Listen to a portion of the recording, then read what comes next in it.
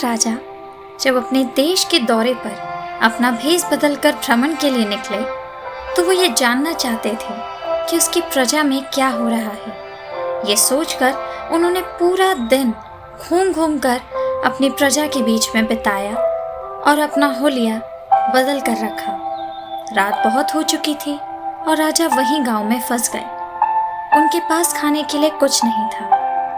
तब वो एक किसान के पास पहुंचे और किसान ने उन्हें खाना खाने को दिया। किसान के घर पर बैठकर और भोजन कर कर राजा को बहुत अच्छा लगा और सुकून मिला और राजा बहुत खुश हुए। राजा ने किसान से कहा, क्या तुम जानते हो तुमने किसे खाना खिलाया है? किसान बोला, मैं नहीं जानता। राजा ने उससे कहा कि तुमने आज एक राजा को खाना खिलाया है और अपना पूर्ण परिचय उस समय उस किसान को दिया। ये सुनकर किसान बहुत खुश हुआ और सच में उसकी खुशी उस समय उसके चेहरे से दिखाई दे रही थी। राजा ने कहा, इसी बात के साथ आज से मैं तुम्हारा एक मित्र हूँ, और अपनी एक अंगूठी निशानी के तौर पर उस किसान को दे दी और कहा कि आज से अगर कभी भी कोई भी परेशानी हो या मेरी ज़रूरत हो तो बिना किसी हिचकिचाहट के बेधड़क मेरे महल में इस अंगूठी को निशानी के तौर पर दिखाकर अंदर चले आना, ताकि तुम्हें प्रवेश करने से कोई ना रोके। दिन बीते, किसान के जीवन में एक ऐसा पड़ाव आया जहां उसकी बीवी ने उसके हालात देखते हुए उससे कहा, तुम राजा के पास क्यों नहीं जाते? वो तो तुम्हें अपना मित्र कह चुके हैं। ये सुनकर किसान ने सोचा, क्यों ना एक बार मिलकर उन राजा से आया जाए, और अपनी समस्या लेकर किसान उस राजा के महल में जा पहुंचा। किसान ने निशानी दिखाई और उसे महल में प्रवेश मिल गया। लेकिन अंदर जाने के बाद किसान को ये बोला गया कि राजा अभी दुआ कर रहे हैं, इसलिए आप थोड़ी देर इंतजार करें।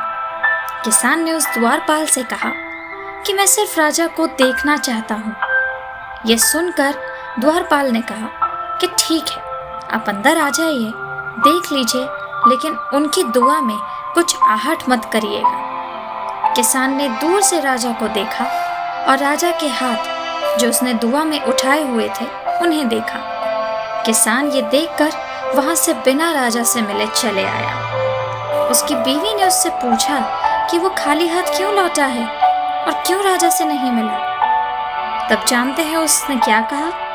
उसने कहा, मैं उससे क्या कुछ मांगूं जो खुद खुदा से मांगता है। जिस परमेश्वर से वो मांगता है, क्यों ना मैं खुद उस परमेश्वर से सीधा मांग लूं। दोस्तों, ये एक बहुत सत्य कहानी है और सच में आज के दिनों में एक बहुत महत्वपूर्ण बात है।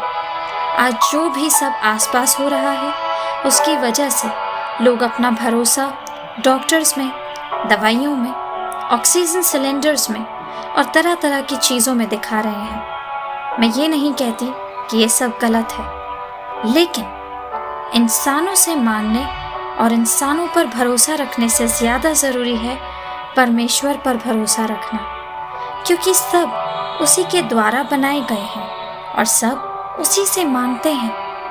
हमेशा अपना भरोसा परमेश्वर पर रखें, क्योंकि पवित्र शास्त्र भी हमें यही बताता है कि अपनी समझ का सहारा ना लेना, वरन संपूर्ण मन से परमेश्वर पर भरोसा रखना, क्योंकि वो तेरे मार्ग को सीधा करता है।